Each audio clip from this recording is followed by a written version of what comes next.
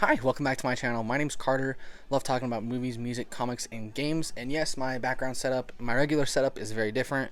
Right now, instead of balancing my tripod phone on a Spider-Man statue box, it's balancing on my Lego Land Speeder and Commander Cody clone box. So that was pretty cool. Anyways, I got very lucky, and God's gift to me this week was watching Guardians of the Galaxy Volume 3 early in IMAX. I saw it on Friday, and I wanted to talk about it really badly. I just also wanted to wait a little bit because this is a movie that really went in a way I wasn't expecting. This movie, it's been on my mind for like constantly the last 2 days. I was gonna make a video about it Friday night, but one, I was exhausted, and two, I genuinely didn't know what to say. I was just so surprised at the movie and how it went. It just goes in a direction that I didn't expect from the marketing. And first and foremost, I genuinely loved the movie. Like, starting out with my positives, I think James Gunn is at his best here. Maybe his best directed film. The themes here are all very prevalent and they come together very well. James Gunn, especially with 2021's The Suicide Squad, he really perfected like his art of directing. He has his very distinct style with the needle drops, the ensemble casts, and the themes of family and like misfits. And he nails it again here. The Guardians have a very emotional story, a very emotional closing chapter in the trilogy, and I think it's perfect. I think it is a perfect bookend for the trilogy with where the Guardians are at right now in their lives, and it is extremely emotional. I think I was expecting like Guardians of the Galaxy Endgame, and it definitely is not that. It is a lot more small scale and focused than Endgame. Endgame is my favorite movie of all time, so this is not a diss towards that movie whatsoever, but I think that Guardians of the Galaxy Volume 3 is such a perfect bookend for those characters, the Guardians, like how Endgame was a perfect bookend for Iron Man and Captain America and those characters. And I think that Guardians of the Galaxy, what it does so well is it really makes you feel for these characters. I'm a big fan of Volume 1 and Volume 2. I adore Volume 2 especially for its like more mature story, themes of fatherhood and family. And on this film, James Gunn touches on it in a really meaningful way. Gamora returning here from Endgame, completely different person, doesn't remember her past with Star-Lord, and that makes for some really effective scenes. Star-Lord here, Chris Pratt, gives a fantastic performance, maybe the best one of his career. It's between that and Volume 2. I think that he is just given a lot to do here with how the story plays out, the emotions that he's able to portray. And the story is very human, and it very much is still Peter Quill's. This is like Rocket's movie for sure. Rocket has been named like the secret protagonist of the Guardians movies. But don't get it wrong. This is definitely still Quill's movie. He's very prominent. He's front and center for the entire runtime. And there's a great storyline here with him that I did not expect that really had me tearing up at the end. It was very emotional, very meaningful to me. Again, with that theme of family that the Guardians movies and James Gunn just know so well. And it was very beautiful. I really don't describe movies, especially like stories and themes, as beautiful, especially when it comes to Marvel movies. I mean, even me, like the biggest Marvel fan and shill on the planet, beautiful just really isn't a word that I would use to describe a lot of Marvel stuff. However, this movie is just such a beautiful story for all the characters, not only Peter Quill, but also for Drax and Mantis and Rocket, especially Rocket. Rocket gets so much to do here, and it is awesome. Rocket is solidified as my favorite Guardian, right next to Star-Lord here, and I just think that Bradley Cooper's voice acting here, James Gunn's direction and story just does him so much justice. You really feel for him and his backstory. It's so tragic, and the High Evolutionary here is absolutely phenomenal. I do not have my laptop next to me, so I have no way to look up his name, but he gives one of the best villain performances in the MCU here. He is stellar, far and away one of my favorite parts of this movie. The characters in this movie are just exceptional. Like, going back to the characters, I'm jumping back a little bit. The characters carry this movie. I was expecting something that's very story driven, very maybe like MacGuffin driven, and something very different. And when I was watching the movie, I was very surprised at just how character driven and character focused this movie was. The story is very simple. We need something, they need to go from point A to point B to point C, all the while the High Evolutionary is in the background, and he is our main adversary. It is very clear that is what we are building up towards, and it's very simple, but it allows for some incredible character moments. The High Evolutionary, again, is terrifying. He is so menacing. He does like the worst things in this movie. It is very dark, It is very graphic, and it is actually fairly gory. This is maybe the hardest PG-13 the MCU has ever gone for, which, but it surprised me, honestly. I mean, the MCU has been getting pretty dark recently. I mean, by dark, I mean like Multiverse of Madness and this, which isn't extremely dark, but I've been really enjoying it. I enjoy the differing tones the movies can have. It definitely makes it feel more creator driven and less more of a machine, a corporate machine, which some of their products definitely do feel that way. But I think this stands out among them, and it stands out as one of Marvel's best. Not only their best movie since Endgame, which is, it's like ironic at this point. Like if you're saying it and you're not like being a little bit ironic or a little bit satirical, like what's wrong with you? But it is one of their best movies that they've made in general in the whole history of the MCU since 2008. One of their best projects they've put out is Guardians of the Galaxy Volume 3, and I think that James Gunn, his overarching story with the Guardians, with not just like the story that they go on, but their characters, their journeys that they go on, very personal, very introspective, beautiful, perfect. I think that James Gunn really nailed it here. Just a few more positives that I'll rattle off because this movie's just been on my mind. Again, the High Evolutionary is terrifying. People are saying he's a one-note villain, but I mean, like, kind of. It's just, I don't know what you want him to be. Not every villain has to have such a tragic backstory where they, oh my gosh, he was abused by his father and that's why he wants to change the world. Like, dude, he's evil, bro. Just accept it, man. I mean, this is the Guardians story. And yeah, maybe it would have been cool to see him. Actually, no, I don't even care. He's awesome. I loved him in this movie. He perfectly serviced the movie, serviced the characters. Wow, I just hit the fattest stutter. And he serviced the plot very, very well. He is such an effective adversary, and everything you see him do that is just so cruel, you want like his head on a stick. You want this dude to die. You like every scene he's in, it just makes your blood boil because he just does something more and more despicable. And again, just his performance is so well done, and he has so many lines. There's one line that gave me like the chills where someone's like, oh, like, God forbid you do this, and he's like, there is no God, that's why I stepped in. And that's probably one of the most embarrassing things I've ever done. But yeah, it was really good. It gave me the chills. I was like, holy cow, that's like, yeah, man. Maybe a few similarities to Ego. However, I think he was just as effective as Ego. I really enjoyed this movie. This movie was awesome. I don't know how many times I can say that. I mean, the music was phenomenal. There are some songs in there that I was like, oh, I don't know if I really like it. I don't know if it fits the scene. And then afterwards, I'm like listening to them on the drive home. I'm like tearing up just at the song, just remembering the scene. And I'm like, dang, that was really good.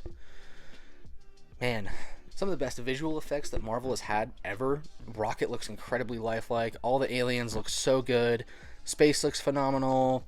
Cosmo looks great. Like, everything looks phenomenal here. Everything looks so good that it's, like, stupid. Like, there's a scene in the trailer where Star-Lord jumps out of a building. You know, he falls down the window and he's falling. That scene looked so good, and I was like, wow, this just looks incredible. And then on the ground, like, they're using real sets where there's like running water, there's like creeks, grass. I was like, wow, this looks, man, I miss it so much. And it looked so good, and I'm just like getting really excited talking about this movie. I cannot wait to go see it again. Very emotional. It's very heavy. Just a heads up, it is a very heavy movie. There's a lot of really dark stuff here. There is a lot of animal violence. There's a lot of like human violence. There's a very kind of graphic scene towards the end that really shocked me. Like, it's very gory. I will be going into spoilers at the end of this video, so skip ahead to that if you want to know what it is. But I was like, wow, that's like shocking. Like, how do they put that there? Like, dang, dude, James Gunn, hats off to you. More of that, please. Like, I am all for like shocking, violent moments because it sticks in your mind. Like, I've just had that shot in my mind. Like, wow, that sequence was nuts. And the action here, incredible. Like everyone's been saying, there's a hallway fight scene that's like one for the books, one for the ages. Top 10 Marvel scene, easy. And yeah, I honestly don't know what else I could want from this movie. This movie just bookends the Guardians story so perfectly, like I've mentioned before. And at risk of repeating myself, I'll just cut the positives off here. The score is great. Music is awesome. The comedy, when it hits, it was really funny. There were some awesome moments here, like when Chris Pratt is in the car and he's like, close that effing door. Or there's a really funny moment with Drax and Mantis. There's quite a few of those. And there's a great amount of emotion sprinkled throughout here too. It's not just focused on Rocket and his backstory and how he's going to deal with this. It goes in a very different direction than I expected. And it also focuses on all the other characters and how they've grown and changed too, why they want to be Guardians, why they might be getting tired of it. And I really enjoyed everything that this movie did. It seemed very, very mature for James Gunn. Of course, there are a few things in here that I was just like, oh my gosh, of course that's in here. But I thought Guardians of the Galaxy Volume 3 was incredible. However, it wasn't perfect, so I'm going to get right into the mix. First thing with the mix that you have to know is, of course, comedy is subjective. It will hit for some people, and it won't hit for other people. I watched the first Guardians of the Galaxy when I was 13. That movie was like absolutely formative to my teenage years, to my comedy, my music taste, everything. Like Guardians of the Galaxy Volume 2, even more so, because I was 16, I think. 16, 15? I don't know. 13, 14. I was a teenager, you know, going into high school when the second one came out, and I was in junior high when the first one came out. And they, especially the second one, like Father and Son is my favorite song of all time now because of that movie, and also just because of how good of a freaking song that is. Are you kidding me? But it just, the movies themselves and the comedy is very subjective. The Guardians humor is here. Of course, it is at its weakest here, if I'm just being fully honest. There was quite a few jokes that I just didn't laugh at, or I just went, or moments that seemed like they were played for jokes that I just was like, that doesn't fit here. And of course there's tone issues. It's a Guardian of the Galaxy movie. It's a Marvel movie. There's of course going to be tone issues because they want to have those jokes thrown in that, like, you know, keep you on your feet, keep you on your toes. And then of course we're going to see animals get slaughtered. Stuff like that. It's very heavy stuff mixed in with those jokes, and sometimes I feel like they didn't mix it the best. There's going to be sequences where people will just be like shocked at how visceral it is and how, like, just wow, that was like very emotional, very devastating. And then it'll cut to the next scene with a 90s song, like, and the Guardians are jamming out on their ship, and then Drax is like, I took a poop yesterday, it was huge. And it was just like, wow, you know, like, how can James Gunn just write something so good with the end of this movie and with some of the moments in this movie that are just like very emotional, very heavy hitting, and then he just writes about Drax taking a poop that's a metaphor, and it's like, dude, come on.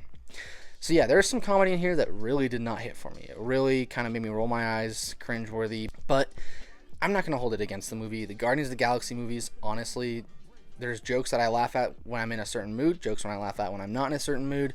Full disclosure, I was exhausted when I saw Volume 3. It was a miracle I made it. I drove like a 3-hour drive in 2.5 hours after moving on, packing all my stuff. Got like 4 hours of sleep the night before, and then drove, and then waited in line for an hour, and then watched the movie. So I was extremely exhausted. I was worn out. So maybe I didn't laugh as much as I usually would have. There's definitely some jokes in here that I was like, that was hilarious, but I'm like, just like, ha ha ha. That was such a fake laugh. But, you know, I'm like laughing, but I'm not dying laughing, even though it was like really funny. So maybe the humor was really good. I just wasn't in a certain mood for it. And with that tangent over, I think, again, the tone issues are still there from the previous Guardians movies, where someone will die an extremely horrific death. Next scene, I am Groot. Like, oh man, I knew it. I knew you'd say that. You can't say that, Groot. Oh my gosh.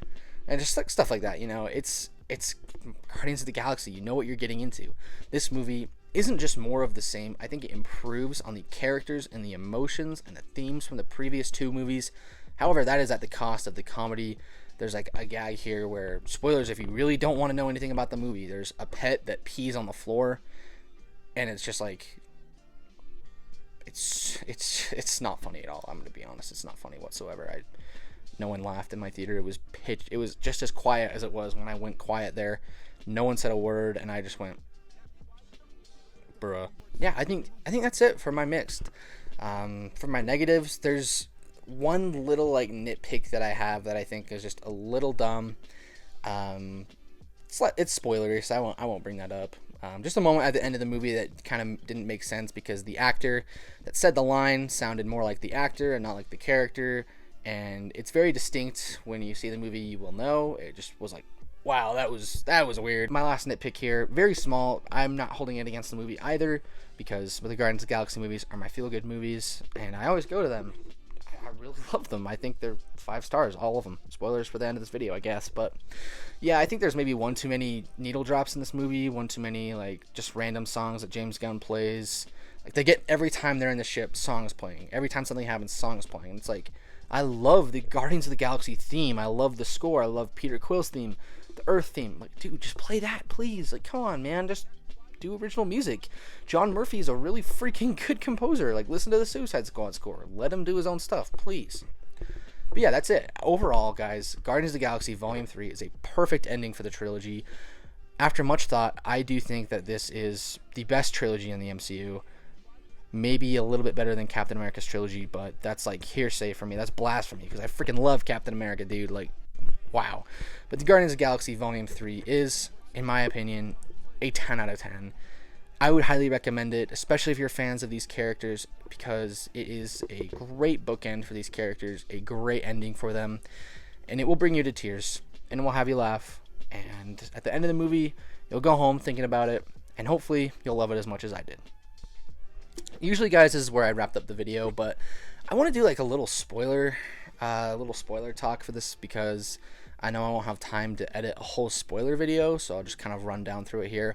So spoilers in 5, 4, 3, 2, 1, and spoilers. If you're still here, what are you doing here? Unless you want spoils. So, cool. But yeah, the rumors are true. No Guardians die in this movie. The marketing completely lied. No Guardians die. Rocket is out of commission the entire movie. Almost. He gets injured by Adam Warlock in the very beginning, and then they bring him back to life at the third act. And there's a few fake out deaths in here. I think Drax's could have been removed because he gets shot twice with these massive guns. It falls in a fountain, and I was like, wow, they just killed Drax. And I was like, wait, there's a shot of him being carried out in the trailer. He's fine. But yeah, and then they do that same thing with Rocket, where he flatlines, and then Quill resuscitates him. Very beautiful moment, but no Guardians died. I mean, Peter Quill has a very... I thought Star-Lord was a goner. There's a scene where he drops the Zune at the very end after they defeat the High Evolutionary, and he runs back to get it for reasons you'll figure out later that have me cry. And he picks it up and runs, and then he blasts himself. So it's not gonna make sense because I'm just speed running spoilers here, because I know this review is already really lengthy, and it's midnight, and I work tomorrow morning, and I'm doing wedding stuff all week, and I won't have time to edit the video. Anyways, Nowhere is connected to the High Evolutionary ship so they can get the prisoners off, and Cosmo's holding it together. Cosmo faints because she's telepathic or telekinetic, but she faints because she's a dog and she's exhausted. Star-Lord, everyone gets off the ship except Star-Lord. He goes back for the Zune. He's running through the fire like we saw in the trailer, and then he grabs a cord. It's an oxygen tank. He uses it to boost himself out of space back towards Nowhere, and he hits a debris and stops, and then his head swells up. I thought they were going to make this guy's head pop. I was like, oh my gosh, it's game over. They're going to have Star-Lord's head freaking explode. What am I going to watch? And then he's like dying, and his head's swelling up, and he's like dying, and it kind of goes to the Zune, and then it goes to Adam Warlock's finger, and it's exactly like the Adam and God painting. Adam Warlock rescues him because he turns good in the movie after the High Evolutionary kills Aisha. And yeah, so none of the Guardians die. Definitely have a lot of close calls. But yeah, this movie is very mature. Lila and Teefs and Floor all get shot by the High Evolutionary and his guards, which causes Rocket. This is in a flashback too, so they're not in the present. They're just all in flashbacks, which causes Rocket to lose his mind, and he claws the High Evolutionary's face like almost off. So that's why his face is stretched in the trailers, and sometimes it's not. And he escapes as Baby Rocket. And then later on, we see the High Evolutionary wants Rocket for his brain, because Rocket is the only creation that can think for himself and like create without being told to. And so they want Rocket for that. So they injure Rocket. He's out of commission the whole movie, like I mentioned. They go to different planets, and it's really fun. You know, Gamora's with the Ravagers, and so then Gamora and Peter are talking. Peter's trying to get her to remember him, and he tells her he still loves him. Nope, he tells her he still loves her. And then there's a really great plot thread here that really was like touching. It sounds so stupid to say that. Where Peter has pictures of his grandparents, and Mantis brings up his grandparents, how his grandpa is still alive. His grandpa watched his daughter die, and then Peter got abducted and he never knew where he went. And I'm really happy that they did this, because at the end of the day, Star-Lord is from Earth. He still has family on Earth, and in the beginning of Guardians of the Galaxy, his grandpa's brought up. You can see his grandpa in Volume 2, and there's a lot of questions, especially in Infinity War and Endgame, where, you know, Star-Lord goes back to Earth. Yeah, he doesn't want to go to Earth because his mom died, but what about his grandpa? And Mantis brings that up to him, and then Gamora finds a picture of that, and that's kind of mentioned throughout the movie. So at the end of the movie, after the Guardians defeat the High Evolutionary, Star-Lord goes back to Earth. And Gamora goes back with the Ravagers, and then Star-Lord puts Rocket in charge as captain. So Rocket is on the Guardians of the Galaxy. Nebula wants to lead Nowhere and give it the place that she never had, so she stays at Nowhere. And she tells Drax he wasn't meant to be a destroyer, he was meant to be a dad, because we are shown that he's great with kids. The High Evolutionary has prisoners. Wow, this is really all over the place, so I apologize, but like, man, dude, I'm just going. If you have questions, ask in the comments for Claire. Don't do that. Well, just put a bunch of spoilers and then put it in a reply. Just type spoilers and then put it in a reply. And then Groot and Rocket and Kraglin and Cosmo, along with Adam Warlock, form the new Guardians of the Galaxy team. And they take a youngling, I guess, wow, Star Wars, named Phyla-Vell from the comics to be in the Guardians as well. It's a fun post-credit scene. And then, yeah, no mention of Nova. Star-Lord doesn't wear his helmet at all.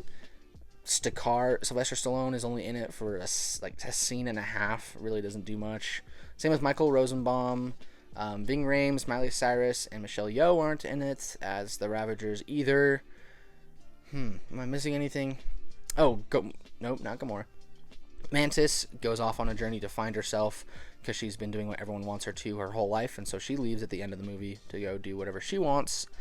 And you know, while I'm saying that out loud, it sounds like it's a terrible ending for the Guardians of the Galaxy movie. You know, like, oh, there's no big sacrifice. They're all leaving. They're splitting up.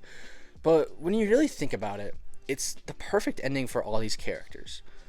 Because apart from Gamora, you know, like, she's with the Ravagers because she's a different person. But Star-Lord goes back to Earth to find his family again because he found his family in space and he wants to go, you know, have that closure with his family on Earth. Rocket goes from being a misfit and like a abomination is what he's called, to being the captain of the Guardians of the Galaxy, the leader. And then there's Groot, who just, you know, wants to hang out. And then Nebula goes from, you know, having nothing and having no love to being the leader of Nowhere and wanting to be a place where everyone can thrive and everyone can have that chance that she didn't have. And Drax goes from, you know, losing his family and being a destroyer, a warrior, to being someone who can guide other people in their lives and have that family around him that he lost. And stuff like that, you know, I was like, after the movie, I was like, man, that was actually really touching. Like, James Gunn could have just killed Drax, you know, and he's with his wife and daughter again. It's good, but instead he opted for something happier, and I'm surprised. I thought the Guardians movie, this movie would have been like, you know, Suicide Squad, like killing off. I thought Gamora was a goner. I thought Nebula was a goner. I thought Drax was a goner. I thought Rocket was a goner. I mean, like, at one point, Star-Lord's head was swelling up. I thought he was a goner too, but no one dies. And I think that there's a lot to say about that with Gunn's writing, that he can write a satisfying ending for all those characters and not have it be like, oh, they sacrificed themselves for their family. I think that's testament to Gunn's writing here. And yeah, I think that's all the spoilers that I wanted to mention. Oh, the graphic and gory scene that I talked about earlier. The High Evolutionary at the very end when they defeat him, it's so sick. They all get their shots in on the High Evolutionary, and then part of his mask is like flailing, like it's a skin. Gamora goes and peels it off, and you just see his like visceral, like bloody skull underneath, like with the muscle tissue, and his nose bone is like carved out, and like one eye like kind of hanging because Rocket clawed him. And I was like, ooh, it was so awesome. It was freaking sweet, dude. I was like, let's go. But yeah, that happened. And then that was so stupid of me to say. And then Rocket goes to kill him, but then he has mercy on him because he's a freaking guardian of the galaxy, is what he says, and it was cool. And then they leave him for dead, and the ship blows up, so he's probably dead. I mean, just write him off as dead. Like, he's a cool villain. Maybe they can bring him back for another one, but I'm like, you know what? He was really good to the point where I'd be satisfied if that was his end. Like, there's a lot of the High Evolutionary in this movie. He does such a great job that it'd be cool to see him again, but I feel like he really served his purpose here. He was a very big, menacing threat to the Guardians. So yeah, overall, I mean, I freaking love this movie. Like, that was a very long-winded review. But yeah, thank you so much for watching that review. Let me know down in the comments below if you've seen it, if you're one of the lucky few to go see it, or if you're excited or nervous for it at all. I would highly recommend that you go see it. I adored this movie. Probably my favorite of the year so far, besides Air and John Wick. But yeah, I thought it was awesome. Again, a 10 out of 10. And thank you so much for all the support lately on my channel. It means the absolute world to me. It's been so much fun to make all these videos and just kind of experiment and then to see people like them. Even if you don't like comment, if you just like send me a message on my socials, it's like, this is awesome, man. I really enjoy that. But stay tuned. I will have more reviews coming soon. Maybe a review of Jedi Survivor. Gosh, if I can get to it. But yeah, I'm Carter, and have a great rest of your day.